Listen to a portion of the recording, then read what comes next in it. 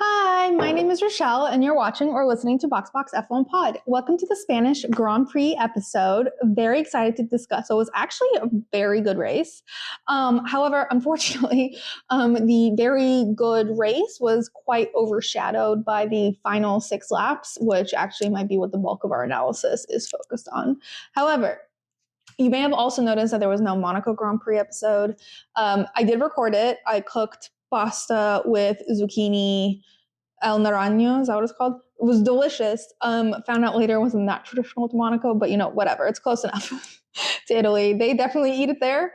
But anyways, I didn't have enough time to edit it before this weekend began, so I've compiled all of the important things from the digital warm-up last time into this digital warm-up, and I've also included a really brief overview of what happened in Monaco, just a couple of minutes right from the very top. While we chat, I will be making a not very traditional Spanish dish. It's Spanish tacos that I got from Wishbone Kitchen. I don't eat pork, and the recipe obviously calls for jamon. I have turkey bacon, which is not as thin or necessarily has the same level of flavor that jamon would have, but hopefully it will be able to emulate it close enough. I also have manchego and Spanish olives. And I have very thin potato chips, not the posh Spanish ones that I was hoping to get, but they were out. I also usually have this duck cured meat that's super thin and more similar to jamon, but they were out. So making do with what I have. And to drink, we will be making something called Agua de Valencia, which is a cocktail from Valencia that calls for sparkling wine, vodka, gin, and orange juice from Valencia oranges, freshly squeezed. I do not have Valencia oranges, but I do have freshly squeezed orange juice. So the vibe will be similar. It'll just be less Espanol. So I will be making that, and then we'll be prepping the Spanish nachos, which I'm very excited for. But before we get into all of that, let's kick things off with the digital warm-up. Lap 1. Monaco Grand Prix. So it sucked. In summary, it was not great. Basically, the cars are way too big to race around that track, and any overtaking that used to be possible when the cars were slimmer are just impossible to do with the cars that exist today. It was funny this week when we were in Spain. Fernando was asked what could be done about Monaco, and he was like, the car should be only made to fit me and Yuki, and people like George can just figure it out. Obviously, the cars are too big width-wise, hence the lack of overtaking, but it was still funny what he said. Okay, so as usual though, Monaco was about qualifying. That was basically the most fun day because it's the only time they can just go full send through the Monaco streets. And Monaco's always great on qualifying, and that hasn't changed this year. However, they really tried to spice things up by implementing a new rule change that was supposed to make things interesting, and basically they required a minimum of 2 stops during the race. Okay, Agua de Valencia. I don't know if that is it agua? Okay. Agua de Valencia. Cheers. Salud.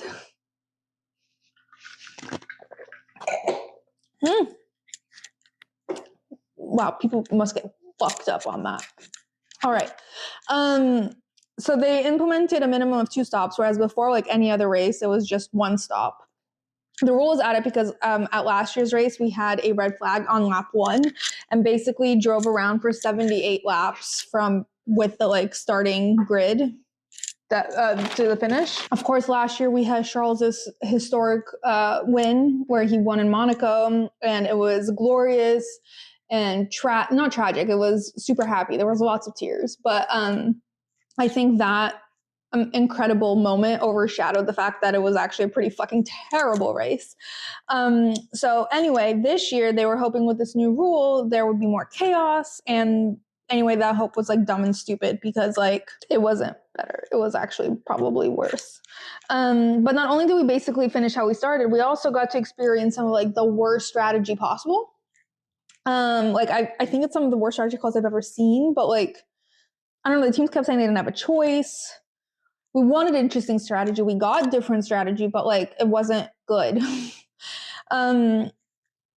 Basically what happened is that everyone played the team game, and I know, wow, teammates working together, crazy, but like for real. Credit where credit's due. This was Racing Bull's idea. Probably their first and last genius strategy call ever. Basically, Liam held up the entire grid from where he was at so that Isaac could get both of his pit stops out of the way. And then Isaac did the same thing for Liam. And it worked for them. Liam scored his first points of the season. 10 out of 10 work. And then Williams was like, oh, man, we hate racing like this, but they've left us no choice. We shall do the same. I'll talk a little bit more about Williams in a second, but just like to recap very quickly from the beginning, it's going to be a very quick recap. There were 2 virtual safety cars throughout the race. Pierre and Yuki had a moment in the beginning that caused Pierre to DNF. Fernando also DNF'd, which was really shitty for him and his claim that he was the most unlucky driver on the grid, because kind of seems like he's right. But like, let's talk about Williams' strategy, which, like, as I've said, was basically copying Racing Bull's strategy and to just go slowly until both team members had time to pit. And this caused havoc for everyone. Everyone was so annoyed. Apparently, James Vowles texted Toto apologizing, being like, we have no choice. And Toto was like, okay. Like, he's like, I get it, but like, also, this is so annoying. Because it really fucked over Mercedes. Mercedes had a terrible week last week. And I'm just like confused why Williams keeps saying they had no choice. And this is not like how they like to go racing, but like did it anyways. Like, either own it. I just don't understand why they kept saying this is not what they enjoy doing, but they had no choice. It worked for them, so just own it. And like, honestly, yes, both Racing Bulls and Williams ended up in the double points for their team, which is a first for a couple of them, one of them. But like, was it worth it to ruin a good time for everyone else? Just kidding. There was never going to be a good time for everyone else. After the race was done, the drivers were basically like crashing out and giving the most ridiculous ideas for improving the Monaco Grand Prix next year. Max was like, well, it's basically Mario Kart, so we might as well just give everyone banana peels and have them chuck them around. And then I think Lewis was like, why don't we just drive our Lego carts? And then George was like, I have a great idea. Let's set up sprinklers all around the track, and then each driver gets a button that they're allowed to press twice throughout the race, and no one ever knows when the sprinklers are going to be turned on. But like, there's going to be some, like, everything's going to get wet. It's going to be chaos, and then no one knows what's happening. Basically, no one likes Monaco, but I don't think Monaco is going anywhere because it is just very integral to the spirit and the core of what F1 is and its history, and it's not going anywhere. I don't think they can fix it without making the car smaller. But the highlight for me personally from the Monaco Grand Prix was George and Alex. So basically, the Williams strategy that Alex was implementing when he was driving like super slow so that Carlos could pit was really pissing George off. Basically, George is like, Alex is pressing down on the brakes in an erratic fashion, and he's so pissy that he basically just cuts a corner to overtake Alex. And his team tells him to give Alex the spot back. And George says, no, I'd rather take the penalty because he's being like stupid, basically. And then he does get an insane penalty. He gets a drive-through penalty, basically meaning he has to drive through the pit lane without stopping, which is equivalent to like a 20-second penalty, because that's how long it takes to get through the pit lane. And the FIA does in fact cite his outburst about Alex deserving it and that he'd rather take the penalty. And I've seen a lot of discourse online about how the penalty is unfair. And I can't believe I'm about to take Stu's side, but like, it's fair. Like, George straight up said on the radio, I am doing this on purpose because I think he's racing stupidly, and then did it. So because it was a very intentional overtake off the track and cutting someone off by his own admission, then he should be punished accordingly. And then Alex on the radio was also like, he's cutting corners, that's more dangerous. And they just sounded like siblings, bantering, like bickering, basically. Anyway, so after the race, George says that Alex owes him dinner for doing this to him. And he posted it on Instagram, the race, and he was like, yeah, Alex owes me dinner now. And Alex commented saying, I'll take you through a drive-through, referencing the drive-through penalty he got, which is hilarious. But then Alex posted a picture holding the receipt where he had taken George out to dinner. They're both in the pic, smiling. And then they were asked about it this week in Spain. And Alex was like, yeah, I took him out, but like, have you ever been out to dinner in Monaco during race weekend? Everything is more expensive. And George ordered the lobster pasta. I just got the carbonara. And then he pauses and goes, well, okay, it was the Wagyu carbonara. And George didn't get dessert. And I did. And then, but also we didn't go out. So we did save money, which made me laugh at Alex's like budgeting rant in the media pen. And George said in his press conference that the dinner wasn't expensive enough and that Alex has not yet paid his dues, which made me giggle. So Lando won the Monaco Grand Prix, which was very exciting for him. He basically just did an outstanding quali lap, and that just won him the race because nothing can happen in Monaco. And Charles was second and Oscar was third. It was a little heartbreaking to see Charles in second because he was super close to getting first. Max, in fact, I think was driving slower to try and slow Lando down so that Charles could catch up and overtake into first. But alas, it didn't work. He got very close. And then after he was asked if he's going to the Prince's Ball, he's like, yeah, I've been told that I have to go because the winner always attends the Prince's Ball in their honor. And he's like, yeah, I've been told I have to go. I need to get a tux. And the interviewer was like, what? And he's like, yeah, I don't have a tux. I need to get a tux. And then we saw a video of him at the party entering with the prince wearing a tux. So either he lied or if there's any place in the world that I feel like you could get a tux on demand on a Sunday just like that, it's probably Monaco. And then later he was seen partying at a club, sans tux, still in a dress shirt, with Mbappe, the footballer from France. Mbappe loves F1, but he hates talking to anyone. So everyone, I know Brendel always tries to interview him on the track, and he just like always basically refuses. Also, I think he began his career in Monaco, playing for Monaco, so maybe he has like a special place in his heart for the Monaco Grand Prix. So anyway, that's it on the Monaco Grand Prix. That was quite a recap. The most important thing is that Alex took George out for lobster pasta. Cue that song. He be feeding me pasta and lobster. Anyway, lap 2, off-track F1.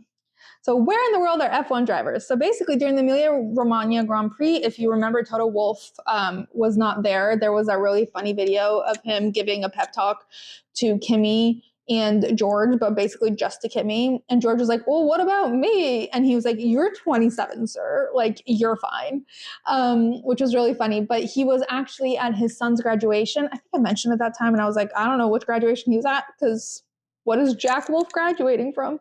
It wasn't Jack Wolff's graduation. It was his elder son's graduation from his previous marriage. He graduated from USC.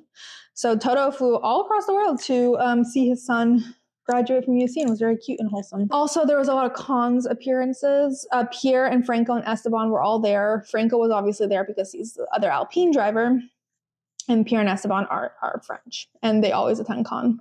In other news, the drivers ahead of the Monaco Grand Prix got a private screening of the F1 movie. F1 posted pictures of the drivers talking about the movie and captioned it, "It's got the driver's seal of approval," which was clearly intentional because had they posted videos of the drivers talking about the movie, it would have been very clear that the drivers hated the movie. Like, I've heard them all talk about it, and it's like they're all like very intensely saying, yes, this is amazing, we love it, while like vigorously shaking their head no. Like, they seem like they have to say they love it, but I think they all hated it. Side note, before I get into what they said about it, the style choices for this premiere was a little bizarre. It was just F1 drivers, their plus ones, and like a little bit of personnel think a couple of journalists. But Louis, Charles, and Fernando were all wearing normal people clothes. And the WAGs were all dressed beautifully. And then everyone else was wearing their team kits. And I don't understand why they were wearing their team kits to watch a movie. It was very strange. There was a lot of clips. There was a clip of Rebecca and Yuki were shaking hands as if they'd never met before. I feel like they should have. I don't know. Maybe they would have never crossed paths. She's like 8 feet taller than him. There was a clip of George being like, "Where's the popcorn?" And there was a cute group shot of all the drivers in the theater. The only 2 people that missed it were Max, who was actually gaming at the same time under the username Franz Herman 69, and also Lance, who just said he had other stuff going on. They were like, "So what was happening?" He's like, "I don't know, stuff." Max said that he likes to spend time with his family at home when he has off time, and this wasn't a mandatory event, which is fair enough, except he was gaming, so. Also, he got a cute pink steering wheel that was gifted to him in honor of Lily, his baby, and I think that's just so cute. He's racing with it all the time. Carlos said that he signed an NDA and he can't possibly say anything about the movie, and the journalist was like, "Really?" And he was like, "Yeah, no, I didn't sign an NDA. I can say stuff," and proceeded to like just unload everything he thought about the movie. And he was trying to be very polite. And he was like, "Well, I think it'll do really well. Just like maybe not for F1 freaks." Kimmy posted, by the way, Kimmy has a TikTok. I think it's like literally his, but like it's almost like it's run by a social media manager, because it's like these weird videos where he's like walking along and they're like, "Oh, hey Kimmy, blah blah," and he's like, "Oh, what?" And then like gives his answers, and it just feels like, I kind of imagine a more chaotic, unedited content to be on his TikTok. But anyway, so he was asked about the movie and he was like, "Oh, it was great. It was very long. It was 2 hours. It's like an average runtime for a film." All the drivers basically said something along those lines like, "Oh, it's great for people who like," Charles was like, "It's a really good movie. It's very Hollywood though. Like, if you like for people who like really know F1, it might be a little frustrating. It might be a little bit like Drive to Survive." George was like, "I had a 3-second cameo, and sometimes it's like all you need." Apparently, Fred was really good in it. And I think that's like kind of the issue though, because like they're in this movie, they're in scenes, they're like, Fred's in the press conference playing himself. Like, I don't think he was given lines. I think it's just they're filming the actual press conference. And so it's probably a little weird. It almost does feel like Netflix is like, "Well, we're playing ourselves, but none of this actually happened, and this is not really accurate." But anyway, another thing pre-Monaco Grand Prix that happens is the drivers participate in a football match ahead of the Grand Prix, a charity football match in Monaco. Charles just watched, but Arthur participated. Daniel Kvyat was there. I don't know if that's why he was in the Williams garage the week before. That was weird. Carlos was there. Isaac was there. Ollie was there. Pierre was there. All of them played. It was very cute. Isaac was tired. They were like, "How was it?" He's like, "I'm tired. Like, my body is not meant for this activity. I've never played on a full pitch before." It was really funny. Speaking of Isaac and Pierre, PSG was in the Champions League final against Inter Milan. So PSG was in the final with Inter Milan, and they won. But Pierre and Isaac watched the Champions League final together in a hotel room, eating what looked like Chinese food and maybe sushi. And it was like a very bougie setup. Like, the hotel was wild. Isaac was wearing a very cute PSG sweatshirt. Pierre was wearing a jersey. The room was filled. It looked great. Someone was taking like really high quality photos of them watching this. Pierre had posted them. I'll link them in the show notes. But what I noticed, and like, it's not like I expected him to be there, but Esteban was not there. And it just like, Pierre invited, maybe he did invite Esteban, and Esteban didn't want to go because like he posted us on his story of him watching it, and it looked like he was like in the motorhome or something, and then wasn't like a crazy setup, and he seemed to be like not with a bunch of people. So maybe he was invited and just like didn't want to go. But it kind of felt like Isaac was invited, so Isaac and Pierre watched together, and Esteban just wasn't there. Esteban also seems a little less diehard than the other two. They were showing up in PSG kits the whole weekend, and Esteban was not. So maybe there's also that.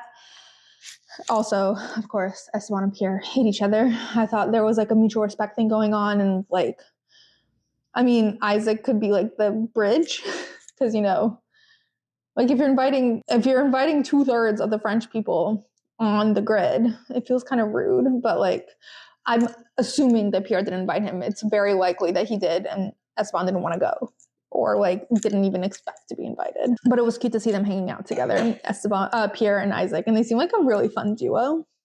But anyway, lap 3 trackside in Barcelona. There's just like 2 moments that I really want to talk about that happened in Barcelona. Both of them were incredibly memeable, but basically Carlos walked out of the Williams motorhome and straight into an interview that was being filmed like right outside the door with James Vowles. And he walks out and he's very clearly in the shot, but he like panics and he immediately does the like, you know, where he like ducks but like straight, so like he like just bends his head backwards and like walks like he's doing the limbo as if that's going to get him out of the shot.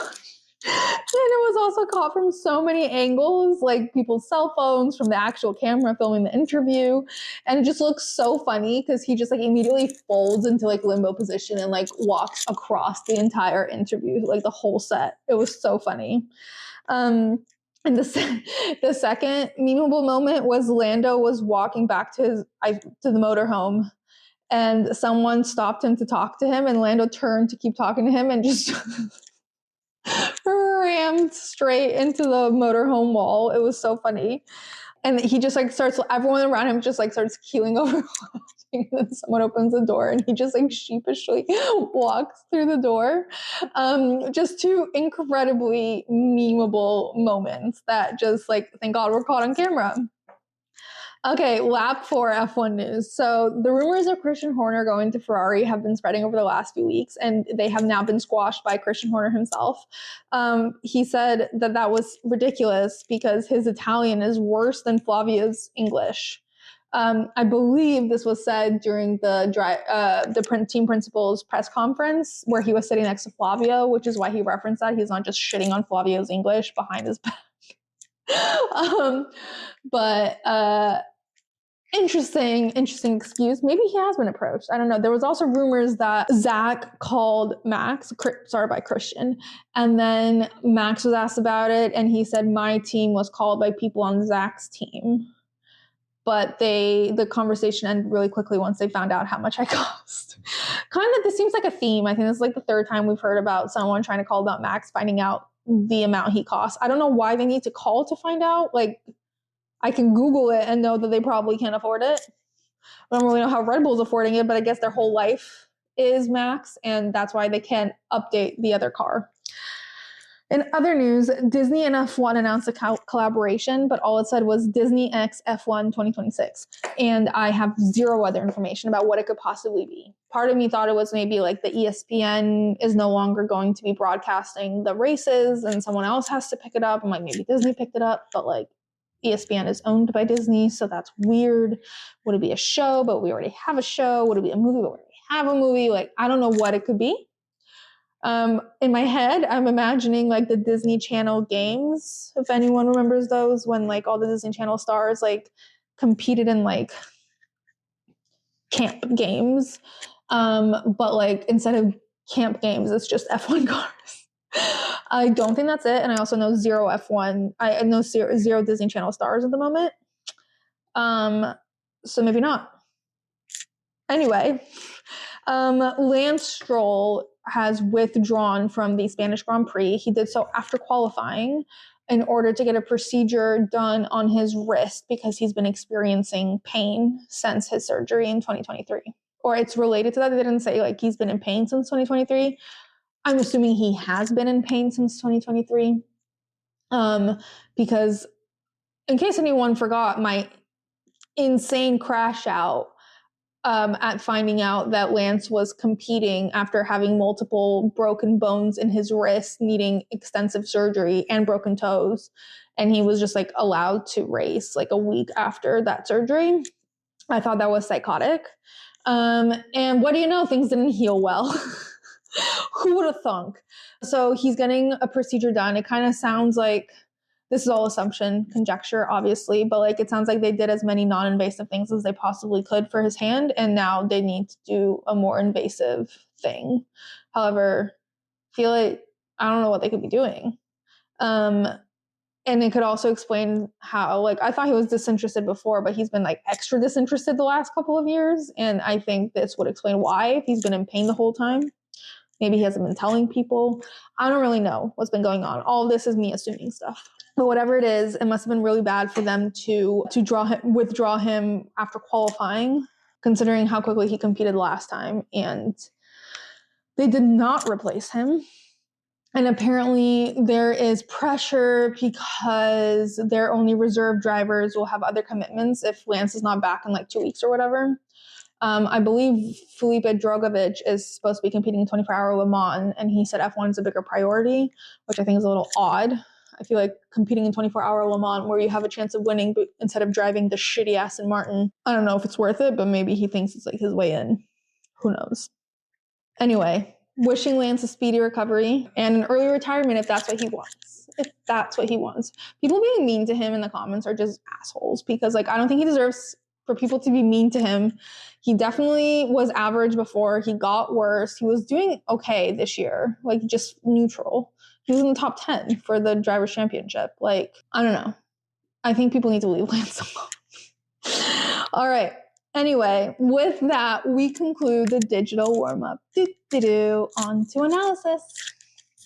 I'm going to put the chips into the oven to warm them up. All right. Do a really brief thing on quali. Yuki qualified last, which is a little crazy. I got several messages being like, what's wrong with Yuki? I don't think there's anything wrong with Yuki. They said they tried out a new setup on his car that obviously didn't work. Max was asked what happened with Yuki, and he defended him, saying that he's not a pancake and that these issues have been going on for a while. Trying to understand the pancake comment, because my first instinct when I hear a driver being compared or not compared to a pancake, it's because they've been flattened in a crash. I don't think that's what Max meant. I don't know if he's like saying that like people are treating him like food. I don't fucking know what it means. Maybe it's like a weird Dutch translation. I don't really know. But the gist of what he's trying to say is that this is not a Yuki issue. These issues have been going on for a while, which we all know. Like I told everyone that messaged me, Yuki is not the problem now that we've had 3 drivers in that car. And Daniel tested it as well.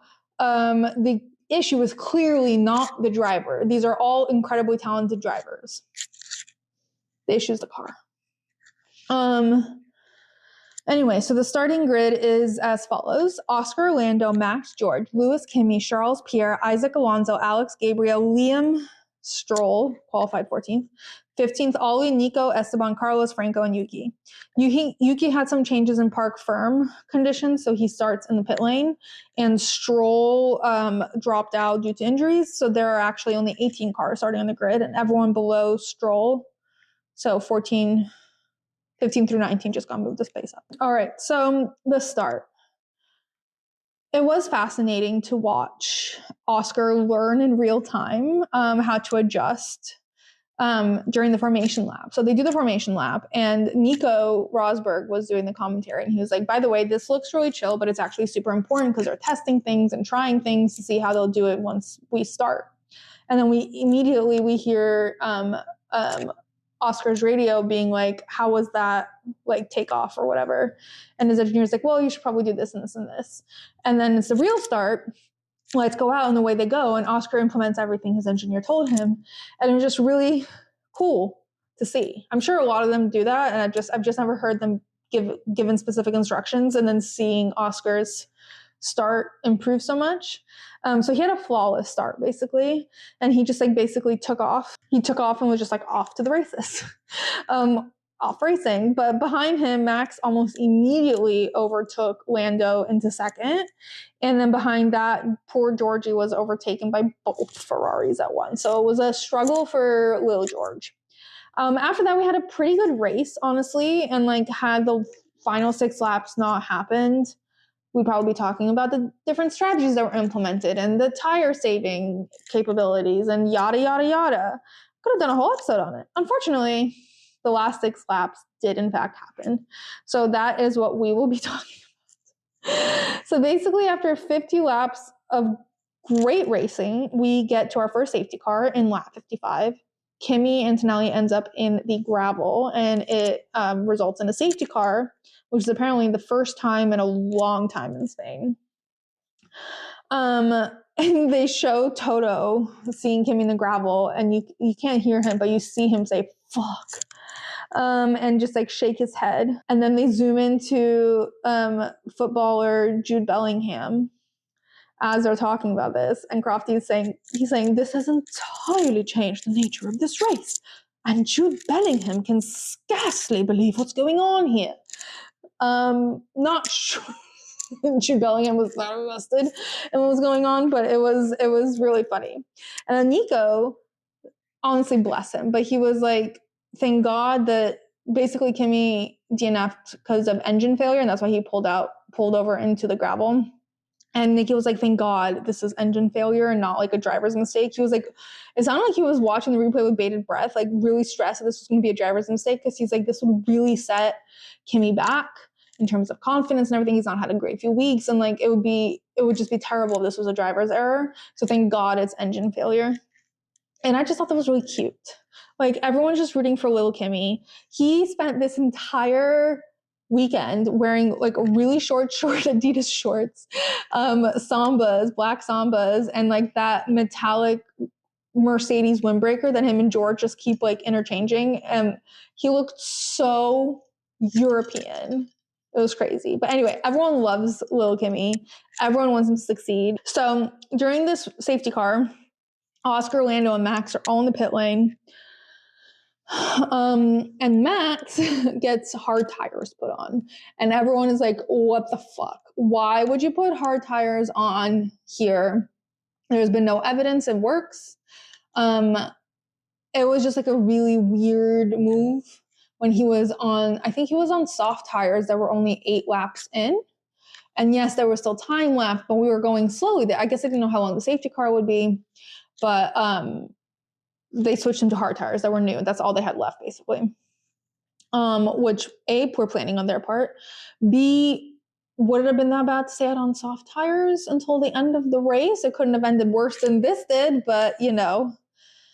So the tires got put on. Max clearly didn't know what tires are going to get put on him, because he goes on the radio and goes, what the fuck is this tire? And GP goes, now that is a hard tire, Max.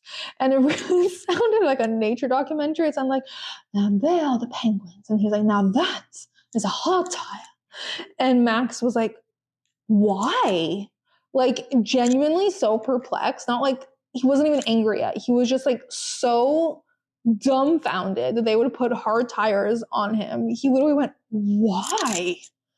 It was kind of funny. Didn't know we were like that was like the start of like a full-on crash out. Like Max like fully crashed out, started spiraling. So when we restarted, we almost had like a full-blown pileup. Basically, we'll get back to Max's hard tires in a sec, but we basically had almost like a full pileup, because Oscar braked really aggressively to let the safety car go back into the pit lane. And I think no one was prepared for it. He like crunched down on the brakes. Everyone crunched down behind him. So he braked really hard, started going really slow. And Crofty was like, so if this were you, Nico, when approximately would you like start going again? And Nico was like, that's a great question. And then like pauses. And then as Oscar zooms ahead, he goes, about now. It's kind of funny. And so Oscar took off. It wasn't like the greatest start ever, but it was good enough. Honestly, I love Nico commentating. It's like so nice to hear someone who knows what they're talking about. You know, like he's won a championship. He's raced against not everyone on the grid, but against a lot of them. He like knows people. He knows the game. He knows all of this.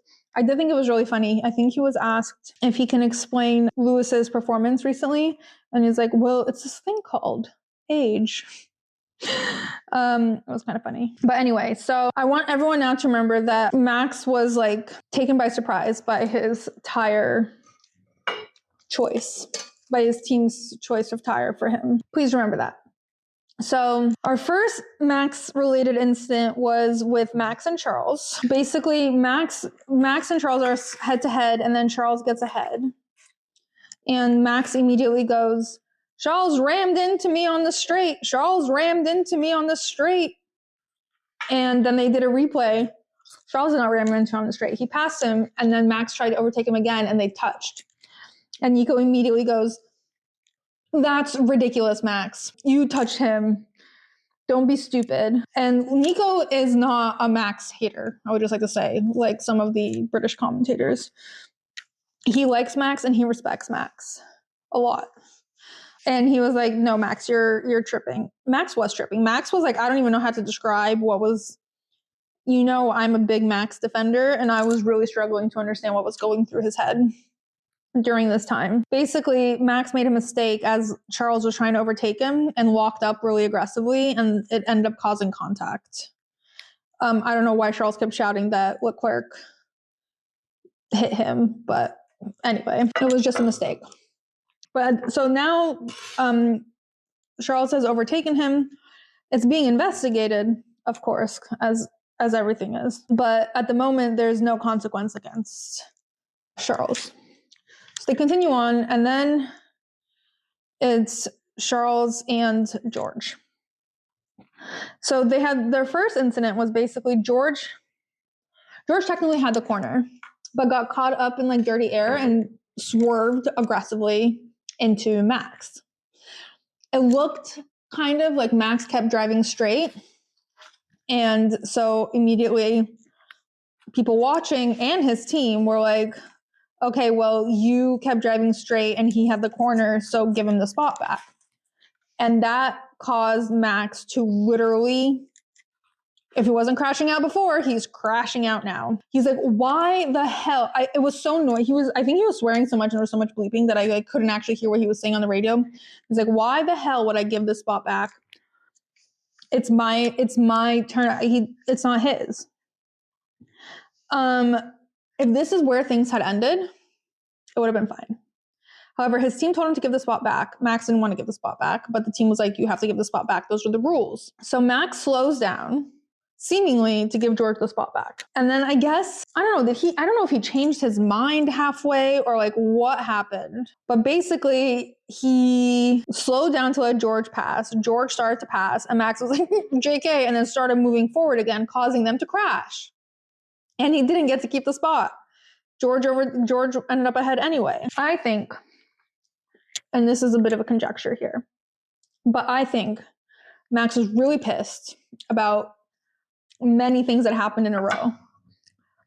And when he was told to let George pass, that was the final straw, because I don't think he needed to let George pass. Max clearly didn't think he needed to let George pass. Only Red Bull seemed to think they needed to let George pass. Of course, at the time, we thought Red Bull was in communication with the Stews, and the Stews were like, he lets him pass or he gets a penalty.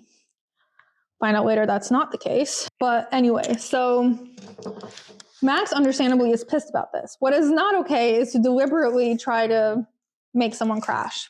What I think happened was that he was like, I'm going to make a statement. I'm going to like go to let him pass and like brake, but like it's not going to be illegal. I think he was intending to let him pass. I think. Again, conjecture. However, the hard tires caused him to not be able to do that. Like whatever it was with the hard tires that was problematic, that's what that caught him up and it ended up causing them to touch. Because like the theory is that Max intentionally tried to crash into George, and I just don't think he did.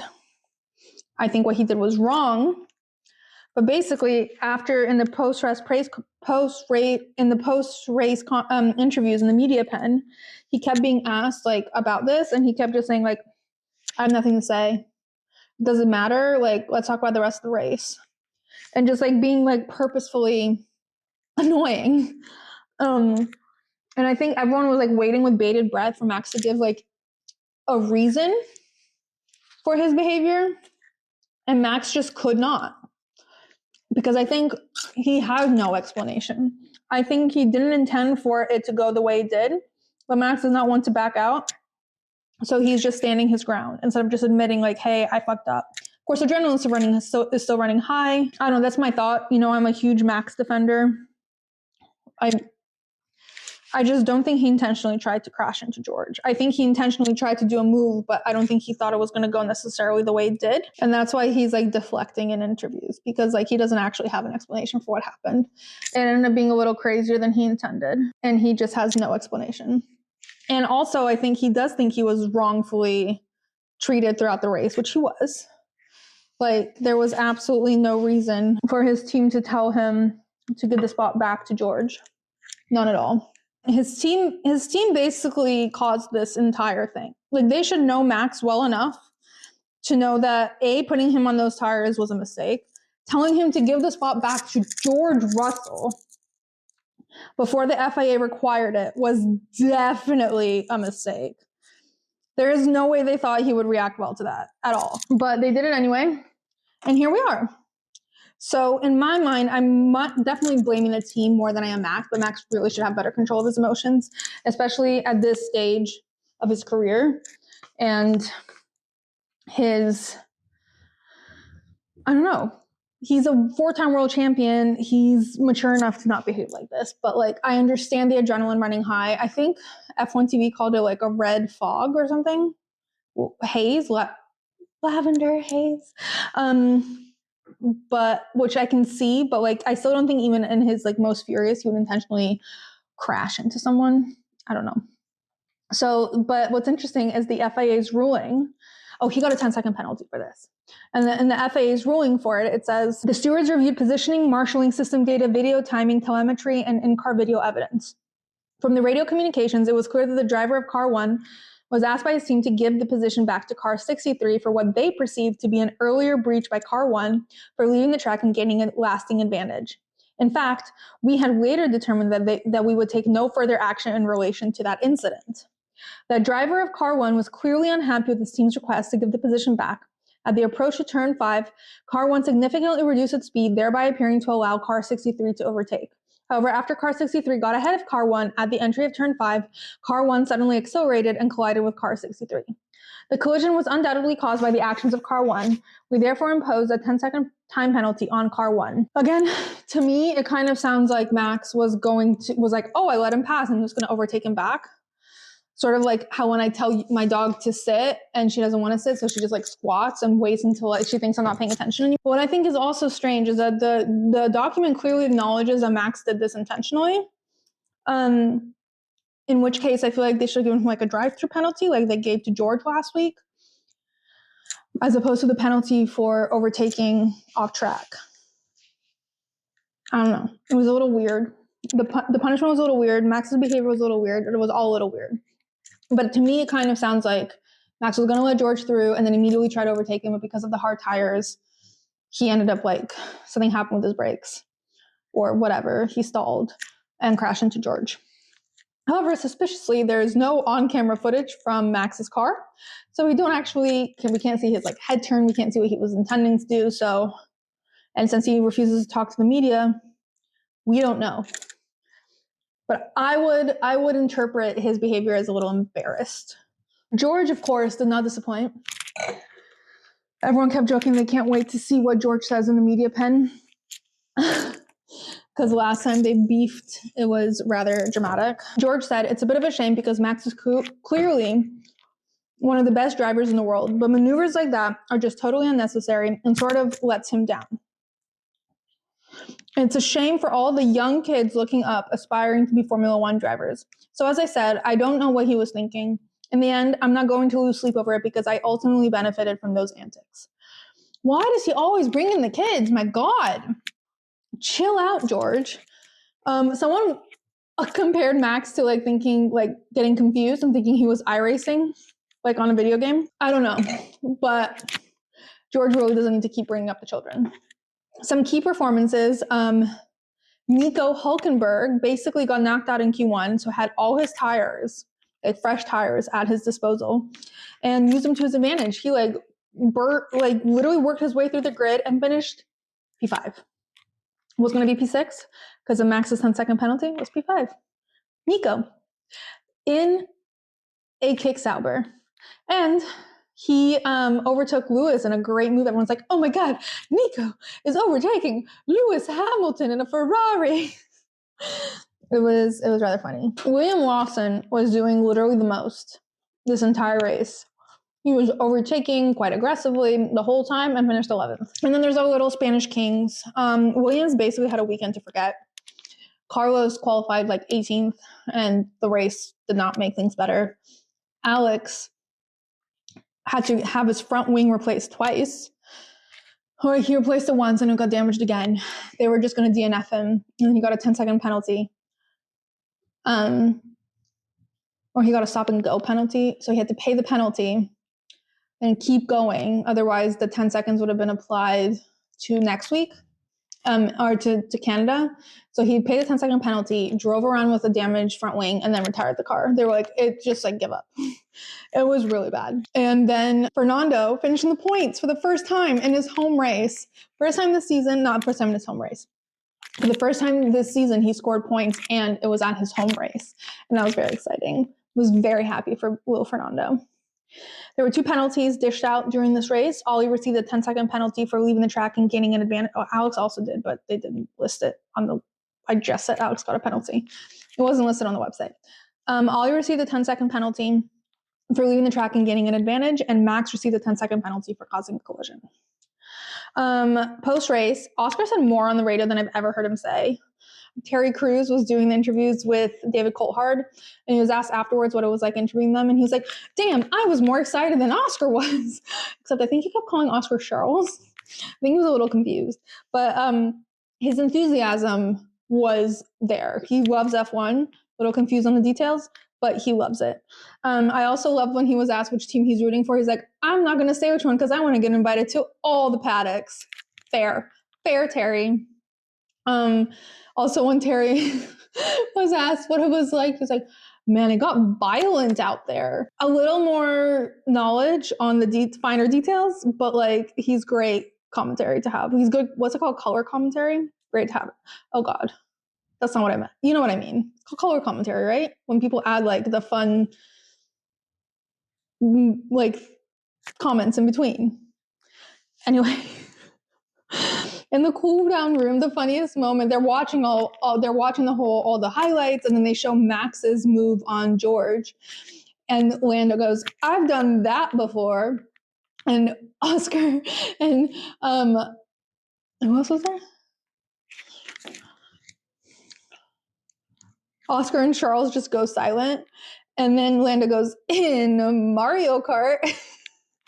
I'll give it to Lando. It was funny. Today, I, along with many, many people, discovered that Oscar has not one sister named Hattie. He has 3 sisters, and another sister was there who looked so cool. She had like this piercing in her mouth that I've never seen before, and she just looked really cool. She looked like she was some like indie artist. I thought she was some celebrity. No, it was his sister. And then once I processed that it was his sister, they actually look identical. She looks exactly like him and Hattie and everything. Anyway, Oscar seems to be the most boring person in his family. And he's a multimillionaire Formula One driver. So that's saying a lot. And he signed a little champagne bottle to the sister. I think her name's Eddie. I think it's Hattie, Eddie, and something else. There's another one. Hattie's the most famous online, obviously. But he signed it to the sister, and she just looked so happy and proud. It was really nice. Also, I'm really loving the Australian anthem. I've heard it more than I've heard the Dutch anthem. I'm almost hearing it as much as I heard the Dutch anthem last year. I'm not mad about it. It's very jaunty. Like, it's fun. They've got like nothing to be stressed about or to prove. And I like that. The driver of the day was hilariously Max Verstappen, because I believe people voted before the last couple of laps occurred. It was not Max Verstappen. Oscar, 10 out of 10 race. Nico Hulkenberg, incredible race. So many options besides Max freaking Verstappen, who actually did have a fantastic race up until the last 6 laps. So actually, when people were voting, very warranted. By the time the votes were finalized, less warranted, but good job, Max. Dick in the box box, 100% from Red Bull. I would definitely say the pit wall.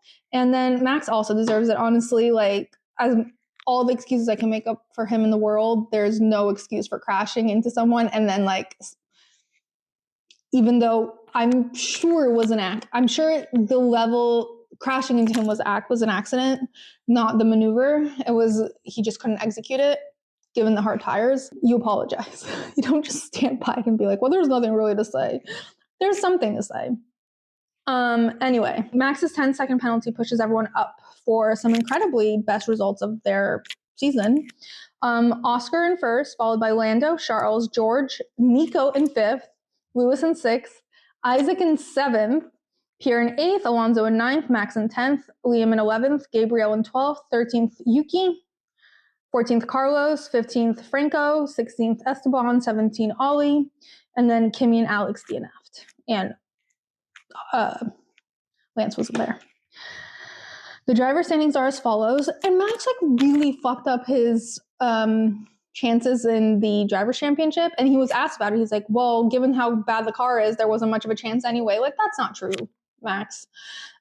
He's just in a corner, and he has nothing to do but like continuing to back himself, which is unfortunate. But the driver standings are as follows: Oscar with 186, Lando with 176. They are 30 points apart. Max with 137. He is now 40 points away from Lando, and they were much closer last week. George with 111, Charles with 94, Lewis with 71, Kimi with 48, Alex with 42. Isaac makes his first appearance in the top 10 with 21, Esteban with 20, followed by Nico with 16, Lance with 14, Carlos with 12, Pierre with 11, Yuki 10, Ollie 6, Liam 4, Alonso 2, Gabriel 0, Doohan 0, Colapinto 0. The standings are as follows: McLaren with 362, Ferrari with 165, Mercedes with 159, Red Bull with 144, Williams with 54, Racing Bulls with 28, Haas with 26, Kick Sauber with 16, Aston Martin with 16, and Alpine with 11. And that is the end of the Spanish Grand Prix. Here are my nachos. Well, every time I try to show them, can you see? Here's my agua de Valencia, and here's my nachos de Español. Next up is Canada. I don't know what to make besides poutine. Please, if anyone has ideas, hit me up. I don't really want to make poutine. It's basically this in a different format. Anyway, that's in a couple weeks' time. We have a bit of a break. In the meantime, make sure you follow, share with any potential boxes, and subscribe. Leave a review if you can. That'd be amazing. I would really appreciate it. And also follow on social media at BoxBoxF1Pod to keep up in between races. Until Canada, eh? Box.